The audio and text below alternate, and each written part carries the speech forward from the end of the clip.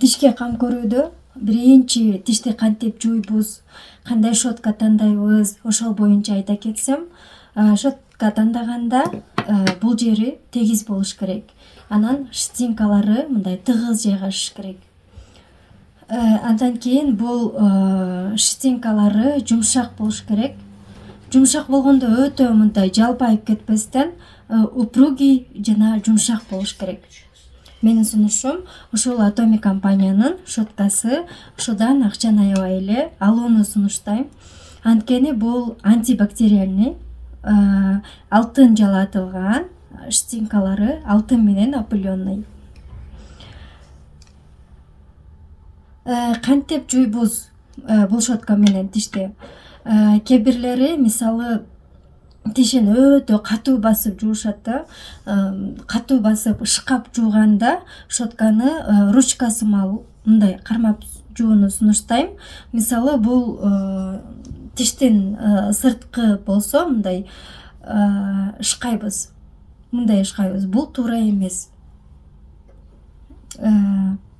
Тоголок движение менен, майда движение менен жууп чыгабыз.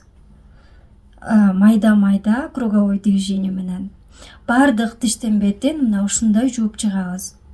Ал эми ички тарабын мындайынан жууйбуз, сыртка чыгарып жууйбуз. Ал эми маңдайкы тарабын щетканы мындайынан кармайбыз дагы ушундай чыгарып жууйбуз. Үстүңкү тишти деле ушундай жууйбуз. Ал эми жанында жайгашкандарын мындайынан жууйбуз. Ал эми тиштин үстүңкү тарабын ары бери ышкабайбыз, арт жактан алдыга чыгарабыз. Кирлерди ушундай жууп чыгарабыз. Бул менен жуугандан кийин бул ёршик деп аталат. Бул менен тишти кантип жуйбуз? Мындай бир киргизип чыгара алабыз. Бул катуу эмес, кирип щетка менен кадимкидей эле тазалап чыгып кетет. Щетка менен жуугандан мурун ушун менен жуйбуз. Пастаны кичине тийгизип алып, киргизип чыгарабыз.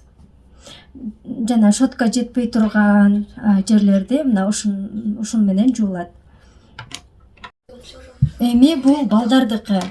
Балдарга да ушундай щетка тандайбыз. Щетина жумшак болуш керек, бирок жалпайып калбай турган болуш керек. Анан мына жери тептегиз болуш керек. Мен Atomy'нын щеткаларын алып беремин. Көп щеткаларды колдонуп көрүп, ушул Atomy'нын щеткалары таза жууйт экенин көрүп, мына ушуну колдоном. Андан кийин пасталар. Бул дагы Atomy'нын пасталары, лечебный, натуральный. Бул пастанын ингредиенти мындайда: тиштин сырткы бетин, эмалин мисал кырылып, повреждение болуп калгандарды восстанавливать этип турган функциясы бар да. Эмаль сыртты сыйгалак болуп толуктала берет. Повреждение болуп калган жерлери ордуна келе берет. Тишти бир гана жууп эле бербестен, тиштин сыртынан защита менен каптап коюучу касиетке ээ. Щетканын мына жери кичине кыйшайып баштайт го, жайылып, ошондо алмаштырыш керек. Ал кыйшайуу 3-4 айда кыйшайып баштайт. Ар ким ар кандай жууганына жараша.